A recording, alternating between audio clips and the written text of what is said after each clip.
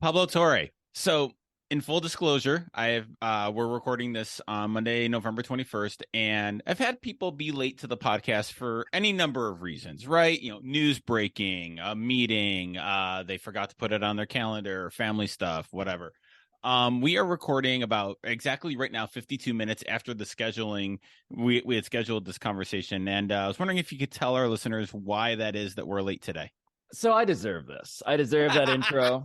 I do. Anybody who works with me will be deeply unsurprised to learn about the rank incompetence that led to me being this late for a podcast that I had agreed and actually volunteered the time for myself. Full disclosure about that too. I locked myself out of this apartment. And I had to go to my mom's house to get the spare keys. And so it's just embarrassing on every possible level. And I wish I was a different person, but I'm exactly who I am, Brian, which is a problem, it turns out.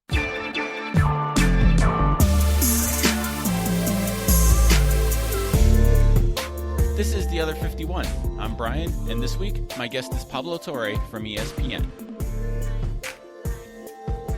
When you messaged me that you locked yourself out of your apartment, I was like, it was the Hamilton line. I wasn't aware this was something a person could do. This is like a Seinfeld episode come to life, or like a Friends subplot. So yeah, unfortunately, the room where it happens, less accessible than I had anticipated. Yeah. Well, jokes aside, very, very excited to talk to you today. Likewise. It's actually funny talking to you right now and having you in the podcast headphones, because I was listening to ESPN Daily in the mornings, like I do. It's become probably my go-to podcast to start the day. Thank you. Absolutely. Allow me to interrupt your very kind introduction by officially just saying how much I appreciate that, sincerely. It was very good. Although as a Bills fan, I'm angry you didn't talk. No, I'm not angry you didn't talk about the less you say about my favorite team right now, the better for the time being. Yeah. So before we get to the podcast and how it works, I'm just wondering if you could kind of do the quick career path story. I know you tell it a lot probably, but just kind of like how you got to this ESPN Daily podcast that you put out.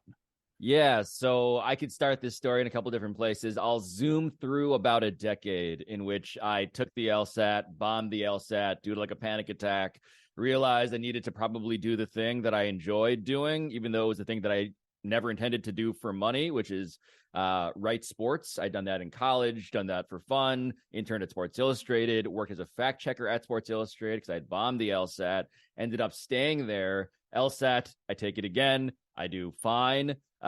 End up never leaving SI. That expires. I'm now in sports media. The boat is burned behind me. And 10 years ago, I'm now doing the math, I undershot my own career trajectory. 10 years ago, ESPN hires me. I'd been at SI for years before that. And I've done a bunch of different things for ESPN, certainly. I got hired to write for the magazine, got to do a lot of television, RIP the magazine, and hopefully not yet RIP cable television.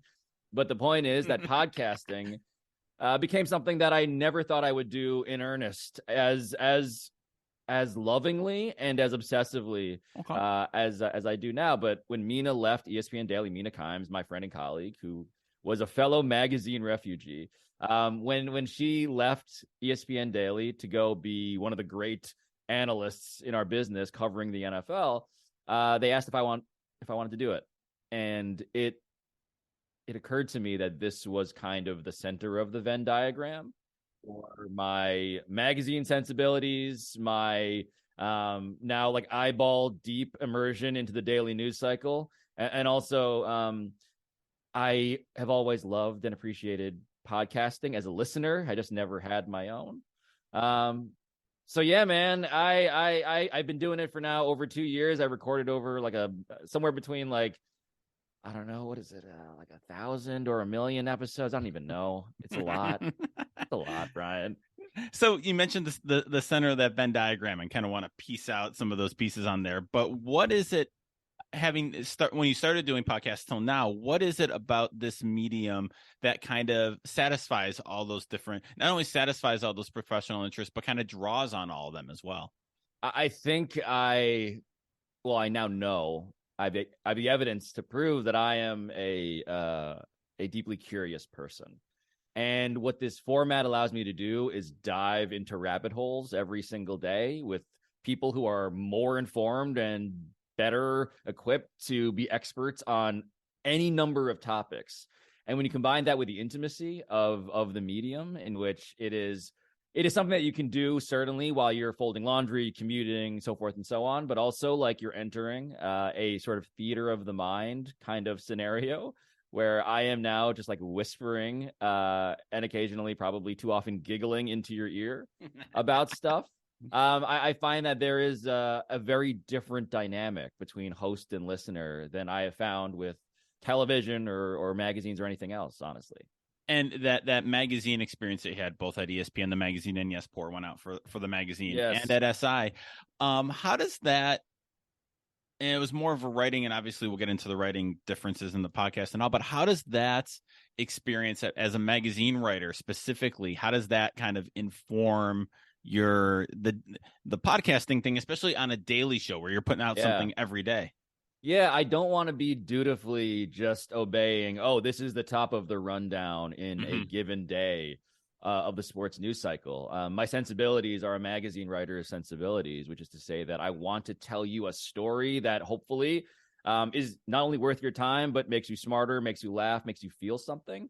And if I can find a way into a story that is in the news, but through a different lens or character or angle, that to me is added value. Okay. I am somebody who is so in tune with the general sports news metabolism that I'm wary of being redundant. Sure. I am wary of not adding value. I am wary of basically, I don't want to be a brief newsletter where it's like, hey, you fell asleep last night. Here's what you missed. Right. It's no, I want to give you a deep dive investigation into Brett Favre. Or if I want to cover a story like Ben Simmons, I want to have JJ Redick on, as we did last Friday, to do a whole like therapy couch, but also more than that kind of a story in which he tells me about what it's actually like to be one of the most heckled people in America. And what do we do about fan codes of conduct in arenas as Ben Simmons goes back to Philly? How do we zoom out on this? And so my ambitions are always that of a long form writer, which is seemingly a terrible combination for daily news podcast host. But we basically built a daily news magazine for sports, which hopefully is not what you would hear or watch or read elsewhere in the sports media world. Yeah, one of the ones I listened to this morning, I was just catching up, was the JJ Redick episode, and it's spectacular, man. It was so good and so interesting, and that deep dive. I was wondering if you could give maybe another example of a story that happens, maybe not something as profound, I guess. Sure. The Alex Smith one about the concussions, or the JJ Redick one, but just kind of like everyday stuff. What's kind of like your reporting curious process to go through and go deeper on it than just the news of the day? Yeah, so I mentioned a couple of serious ones, and I appreciate you giving me the opportunity to actually explain the range, because we go real, I would call it, highbrow New Yorker piling up in your bathroom kind of thing. Like, here's the feature that can make you smarter and more empathetic, maybe. But the other part of it is definitely pretty lowbrow. But we do it in, I think, our own sort of like, hopefully, clever, smart way. And I mentioned the bathroom, so let's stick with that sort of genre. The NFL draft came around, and we said we want to do an episode about butts. And okay, yes, that is the appropriate reaction, Brian. Like, literally, that's what I did. I giggled as soon as we were discussing this, and I realized that actually, no, there is a story about the science of butts, how responsible it is for athleticism. There's a story about the fetish of butts in terms of why NFL scouts cannot stop, truly, ogling them, raving about them, gossiping about them. So there's a story in the world of butts and sports that started off like a laugh and then ended up teaching me a lot about why it is that butts are to now just torture all sorts of puns. Yeah, kind of like the seat of power in sports. And we do lots. I mean, so another one, just to sort of piggyback off of that, like, the crying Jordan meme. It became apparent to us there was a 10-year anniversary, I believe, that we were dealing with, where the most iconic meme, arguably in sports and internet history, was hitting a nice round number, and we said, let's actually unpack why this is so deeply viral. And it got to us laughing at Michael Jordan, but also, kind of getting to a deeper understanding of meme culture and the guy we call the greatest of all time. So stuff like that. Yeah, the one I was thinking of today was Jalen Rose saying he's the first ever Jalen. Oh man, and unpacking that one, that was so great. Yeah, so that one just that one, which this is so, Brian, to toot our horn, and that was not a butt metaphor, but to toot our horn, and also to explain what it is to your listeners. Like, we won an Edward R. Murrow Award because of that episode. And I just want to explain to you what it was like to go to that award ceremony in New York City with our staff, and our producers are fucking amazing. And they are responsible for making me feel and sound even vaguely comprehensible. But they and we were sitting there, and all of these awards were being given out to people who had done like war reporting. Right. Okay. Like for uncovering, the water crisis in Jackson, is just like that sort of a thing. It's like obvious, like journalists doing hard-hitting reporting. Right. We decided to pour our investigative journalism into the question of whether Jalen Rose was actually the first Jalen on the planet, because he had claimed this, because there was evidence for it, and because dozens of athletes now have populated the sports world. And they draw a direct line to Jalen Rose. And so when we heard that they do little summaries of the winners when they call us up to the stage, I admit I cringed a little when we were like the palate cleanser in some sense. That's the most generous thing of like, here's a lighter fare for you. But the way we did that, and I'm glad you mentioned it, is simply like we treated it rigorously. Like, we reported it. Yeah. And we found spoiler alert, we found the answer. So yeah, we do that kind of silly thing seriously as much as we do serious things seriously. The metaphor that just popped into my head, and because of the Christmas season, is Michael Caine in the Muppet Christmas Carol, where like that movie works because he is doing Shakespeare at the Royal Shakespeare Company in London around the Muppets, and that's the reason that movie works. That kind of serious approach to it. I wanted to ask you about the curiosity aspect, because that's something that comes up a lot on this podcast, and certainly in teaching journalism and teaching journalism students, that comes up a lot. And I'm wondering, how does one, is it possible, and how does one teach young journalists to be curious or foster that sense of curiosity in a way that's going to help them find cool stories, find better stories to report on? Yeah, I think curiosity, it's a very good question, because I am of two minds. On the one hand, I do believe that some of it is nature. Like, some people are just more curious than others. Sure. And that's for better and for worse, by the way, right? Like, I remember one of my first childhood memories was sticking a hairpin into an electrical socket. How'd that go? I did not go to the zoo the next day. I remember sitting at home with like hands and like Ziploc bags full of ice. My mom was like, this kid needs to be, monitored in ways that I certainly didn't appreciate at the time. So curiosity can go both ways. But the other part of it is nurture. And I think it's just this recognition that like, you find interesting stories in places that do not seem interesting to you all of the time. In a job like this one. Okay. Like, that's kind of the challenge, is like, hey, here's a topic that people are talking about. Here's a topic about a thing you don't know a lot about. It's not the thing that you are naturally going to wake up this morning and say, I want to know more about this. But I found that the challenge is, how can I make that interesting for someone else, and really for myself as a proxy for the listener? Sure.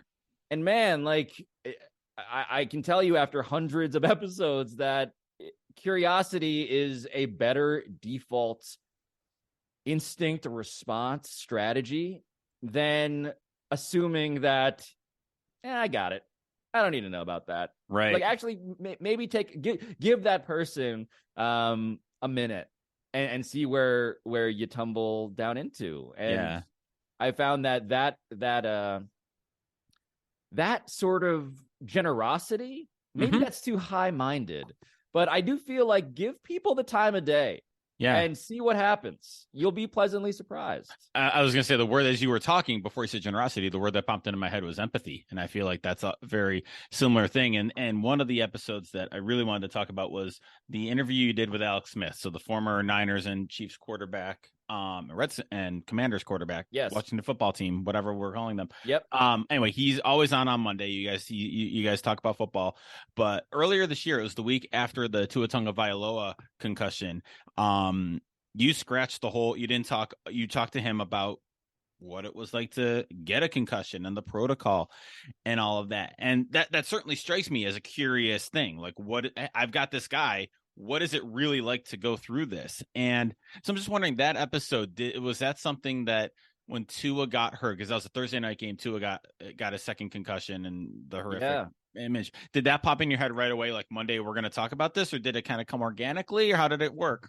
I've decided, we have decided that we want to use the roster of people available to us in ways that leverage what makes them special. And for Alex Smith, I mean, one of the things that we have learned after doing so many episodes with him every Monday is that he just has experienced things and can describe those things from a first-person perspective that take us inside the room where it happens, to bring that back up, to take us behind the curtain, literally the blue tent curtain of when you get concussed, what happens back there. It occurred to me that for as much as we talk about this stuff, I had never heard or seen or read that kind of account of, like, take us into that. Right. Tell us what your incentives and your own psychology are really like. And one of the parts of that story, Brian, and so to answer your question first, it occurred to us on Sunday that this was still the biggest sports story in America. Tua and concussions. Like, it had been like almost, it felt like a decade since concussions and head trauma were like top of mind, so to speak. And now they were back, and it was sort of like, well, what's different about this? What do we want to know about this? Was the question I asked myself. And I realized I just want to know what it's actually like for a quarterback, in this case, to parallel Tua, to be concussed. And what Alex explained was not merely like, here's the procedure, here's like the quarterback confidential, here's what they don't tell you about the procedure of like the test that they give you that you can pass, like a sobriety test if you try hard enough, if you can sort of game it by knowing some of the questions that they're gonna ask, by talking to others. But it was even more eye-opening because so much of that story is looking for people to blame. Yeah. And what Alex's account showed me was that this is a job that is so insecure, NFL player, that you will put your own health on the line. You will game the system and essentially harm yourself to pass the test. And so it's not even about the test. It's not about the rules, the laws, the NFL, for instance, the Dolphins could make, as much as we'd like to think that. It's about this inherent tension between people who don't want to tell the truth about their brain injury because their job, livelihood, pride, dignity, sense of self are all tied up in it. And that's the humanity of this story, that Alex, by being vulnerable, by telling us that he lied on his concussion tests. Right. You know, and by the way, just because the episode is still like ringing in my ears, there's one thing about it, and why Alex was a person worth going all in on with, was because Alex Smith, in Kansas City, he had, I mean, it's crazy when you really think about it. But so I'll start it this way. In San Francisco and Kansas City, he got concussions, right? Separate times. In San Francisco, when he was drafted number 1 overall, he was more honest about his concussion test. And the result was him losing his job to Colin Kaepernick. Right. That's how the Colin Kaepernick story started. Alex Smith's honesty about his concussion, his relative honesty. So, and by the way, I'm going to yada, yada, yada over one of the most seminal cycles in like sports history. But fast forward now to Kansas City, and Alex Smith is concussed again. And what does he do? he lies. He's more dishonest because he knows that honesty got him to lose his job in the first place. Right. And so what's extra fascinating now is I'm talking to him in the present in 2022 and asking him, like, what regrets do you have about any of this? And his regret was that he wished he had been more dishonest in San Francisco. Man. Because he lost his job and he's a competitor and his life was a sliding doors moment. Yeah. And so it's like grappling with the lies you told. I mean, it says so much to me about where all of this gets so complicated. Right. And that's one of the things I do love about the podcasting. And it's not going to be just your podcast is so amazing interview, but it does take that deeper look, that bigger look beyond the looking for someone to blame, beyond the hot take or whatever we call it. And it's appreciated. One thing I'm going to link to that episode in the show notes, and the Reddick one too, because it was so good, is the way you interviewed that, way you were interviewing him. It struck me, it was so well done, again with the compliments, but so well done because you would interject and slow him down. You would be like, okay, now in this moment, what are you seeing, what are you happening, and kind of really drawing it out. So I'm curious, where did you learn to interview for journalism? No one taught me. That's definitely something that I would do when I was profiling people in magazines. Okay. Was I would have a whole list of questions that I would meticulously prepare, and I would walk in and I would find myself like glancing at that very sparingly if I had done my homework enough to know, like, wait a minute, there's a scene here. Yeah. There's like, because again, that's Brian, I'm glad you asked this question because that's the theater of the mind thing. It's like, I know that there's not video we can put on this. I need to get my subject to tell the story so that we can imagine it. Right. And so we need detail. And so when I'm a magazine writer, all I want is the most detail. My God, I was annoying about detail. Truly, like I remember I basically harassed Jeremy Lin for the color of his couch that he slept on during Insanity. And I would I text chains, like he would not answer because I'm bugging him because I wanted to, I aspired to do that sort of like really panoramic, detailed, like nonfiction stuff. And I find that knowing when those scenes are or the emotion is, I don't think anybody taught me that, but I definitely learned it by reading magazine stories and thinking to myself, what do I need to sort of flesh this out? So that brings up something I've talked about a lot and talk about with my students a lot. Obviously, the need for detail, like the color of the couch, the what was like the name of the dog. It feels like that's the journalism, school example. Totally. How do you, and maybe this is more writing, but it also deals with the podcasting. How do you know, like, when the detail is superfluous and when it's meaningful to the story? Yeah. So podcasting has really made me consider the economy of my fact finding. Okay. Because I'm not going for the color of the couch in podcasts, even though that sort of informs my perspective as to how deep I need to dig sometimes, because I got to keep the flow going. Like there's a ball in the air that I want to always keep in the air. And I think I always, for better and for worse, I'm always sort of editing in my brain as I'm podcasting. That's part of the daily news podcast metabolism too, is like, sure, what are we going to lose? Are we losing the listener here? Like, what are we doing? And so detail for detail's sake, it is worth clarifying, can be a real trap. But when you can sense that there is, I mean, honestly, like if I'm thinking of myself now as like one of those guys with a divining rod, just sort of like a stick, like walking over, like looking for water, like where is the depth here? Like what I'm really looking for is feeling. Okay. It's feeling as much as it is, I know there's an anecdote here that I researched, but I'm trying to follow, like, what are they tipping me off to? Because they're only going to be the detail, the story, the feeling is only as good as they're going to give me. I can't report around them in this format. I rely on them as my primary and only source, really. And so my dividing rod is always going towards like, wait a minute, there's energy, there's feeling in what they just mentioned. No, I hadn't thought of it. So you just said it, but that's it. So you can tell when it's detail for detail's sake, whether detail or detail for like depth to the story, or as a proxy, or as like a shortcut for the reader to see or visualize it, something along those lines. How is interviewing on a podcast or for a podcast different than interviewing for you for a magazine piece? Yeah. I mean, let's be honest about it. I am now heard on this platform. I mean, before it was funny, like I would always transcribe my own interviews. I always insisted on doing that just because I'm that kind of a neurotic, obsessive person, if that's not apparent already. So I would always do that. So I have a catalog of interviews, long form interviews, where I am interviewing this subject, this famous person that no one ever heard my side of.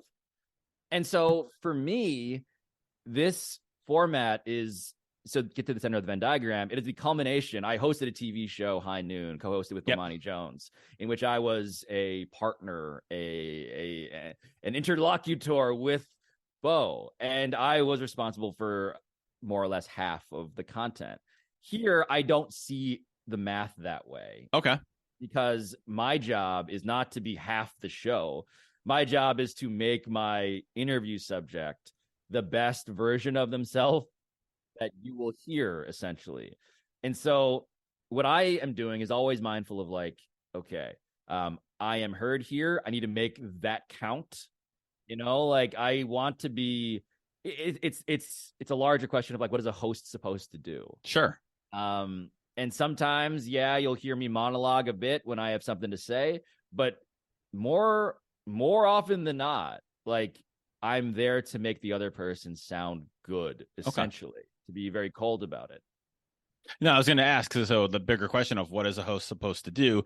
And obviously that's probably going to differ show to show. That's going to differ medium to medium. So it sounds like your role is to make your guests sound good. Is that how you view your role as the host? And I should say sound good, not as in like I'm trying to do like political spin. No, yeah, for yeah. them. Yeah. I mean it in the sense of like, are we getting good tape? Yeah. You know, because like I'm here every day, man. Like if listener doesn't like me, they've stopped listening to this podcast because I'm here every goddamn time. But what they're not necessarily getting every GD time is the guest. And so when I say sound good, I mean I just need to get tape that's going to hold the attention of the listener. And sounding good meaning like, what's the story here? Are we wasting time? And so I'm very sensitive to that. How important to the podcast is the chemistry that you have with the person you're doing with? And more importantly, I guess, how do you develop that? Like, obviously you and Alex do a lot of shows together. You and Bill do a lot of shows together, Bill Barnwell. Yeah. But with people who come on more irregularly, how do you develop that? Is that something you can develop, or is this like a curiosity thing? It's innate, you have it or you don't? I think it's a bunch of the latter, honestly. Like I've thought about this a lot, and you know, I fill in on PTI. I play the role in your Broadway production of Pardon the Interruption. Michael Wilbon will be played by this guy, and I enjoy it. But you know, I feel how that show. I've done podcasts about that show, about how that is probably the foremost clinic in chemistry, 100%. In television, yes, arguably in television history. I'll go that far, right? Siskel and Ebert, Tony and Mike. They're all on this Mount Rushmore of chemistry. And so I think about chemistry all the time. And that is chemistry that is built. Tony Kornheiser calls it, you know, he quotes the groundskeepers at Wimbledon.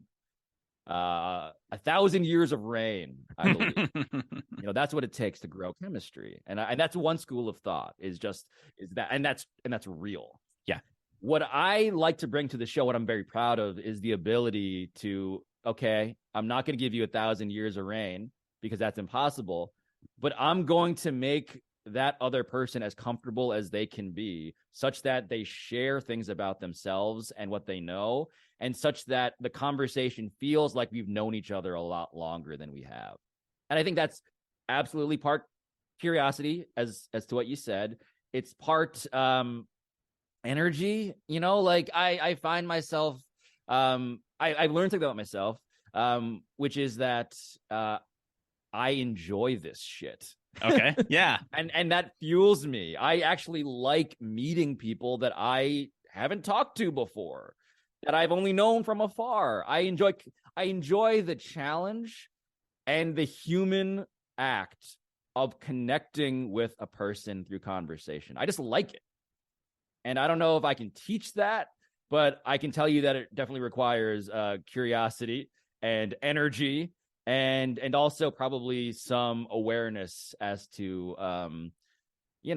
when you're going too far in either direction. I'm too buddy right now. I'm too cold and aloof.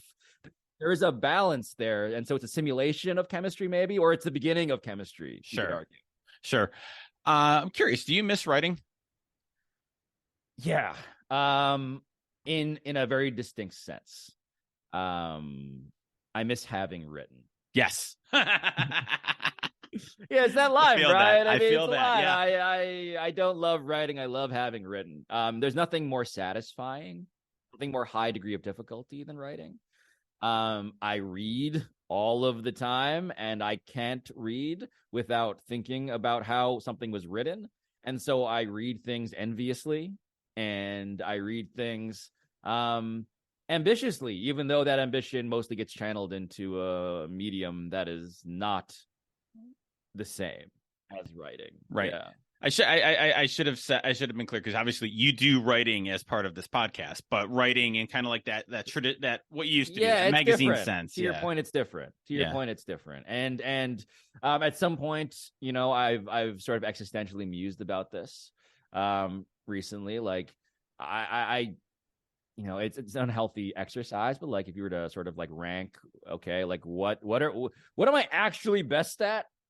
I'm not convinced yet that like I shouldn't just be writing all of the time. I that's what I did for my whole life. That's how I got into this. And so not doing it does feel like a strange, like, am I playing this all right? Even though I love so much authentically all of the things that I've just told you, that part still is sort of like floating around in the back of my head. So I have a tortured relationship with a thing that I genuinely love. I mean, that makes you a writer, because we're all tortured about it somehow. Yeah. It's not, I don't know, man. There are things that I think of where it's like, even this Kyrie stuff most recently, where I'm like, God, I have tweeted and podcasted and talked on camera about this so much. And I feel like the lack of resolution that I feel in how I've been able to articulate everything that I have in me on this, it's almost like, well, I should probably write something. And that's where I'm like, I will cop to this as I end the parade of neurosis that has been my answer here. I just also respect it so much, right? That it's kind of debilitating. Yeah. Where I'm like, I know what it takes to do this well. And my bandwidth, my energy for that, I have reallocated. And so I am intimidated, honestly, by the whole thing.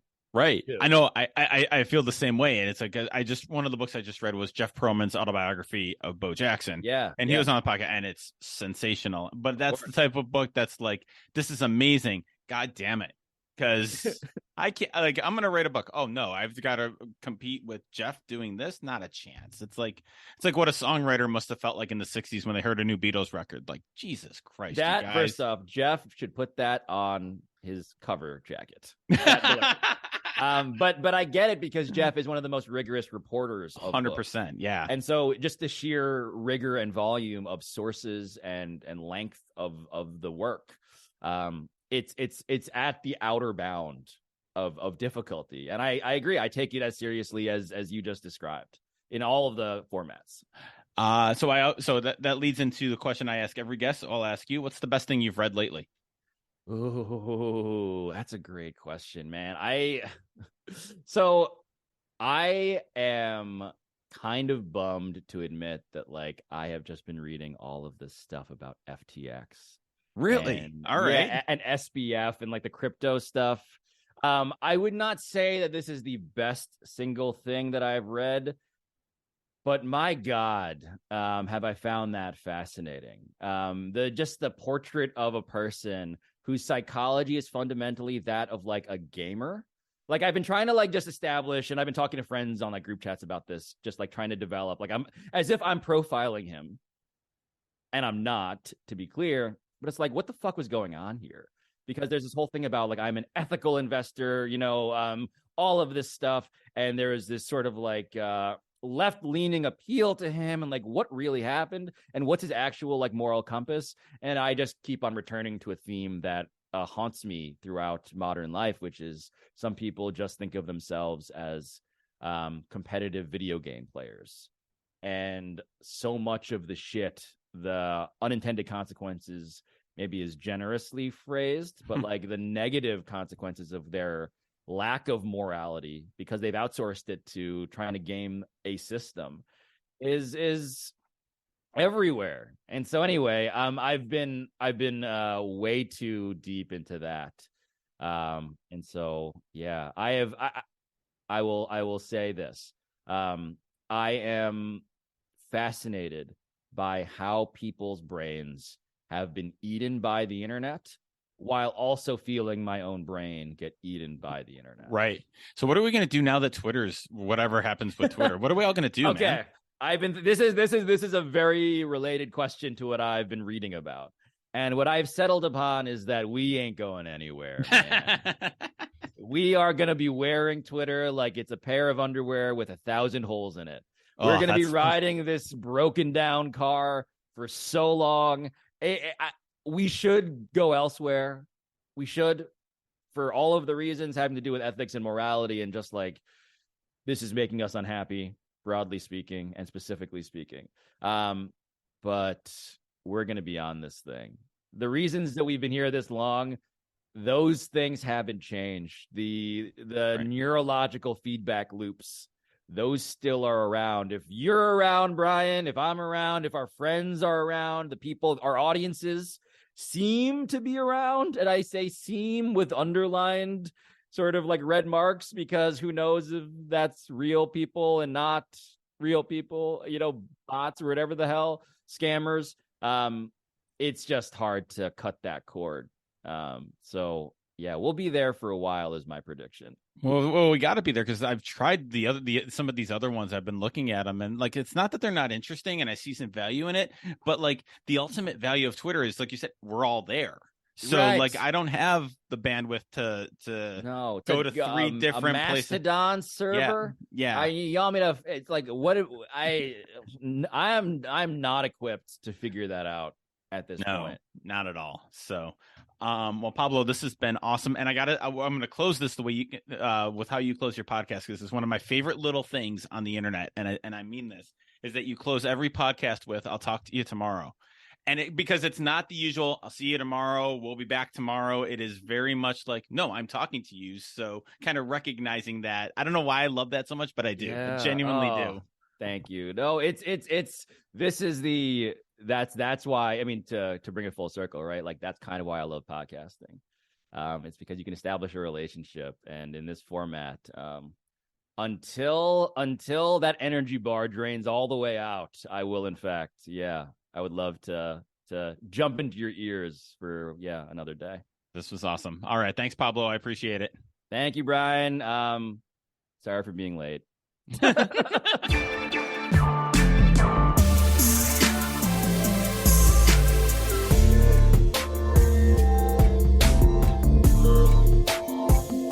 Thanks for listening to The Other 51. Show notes for this and all of our episodes can be found at sportsmediaguide.com by clicking on the Other 51 tab. If you like the show, please consider giving it a rating and a review, either at Apple Podcasts or wherever you get your podcasts. It really does help people find the show. Our theme music is by Ellie Moritz.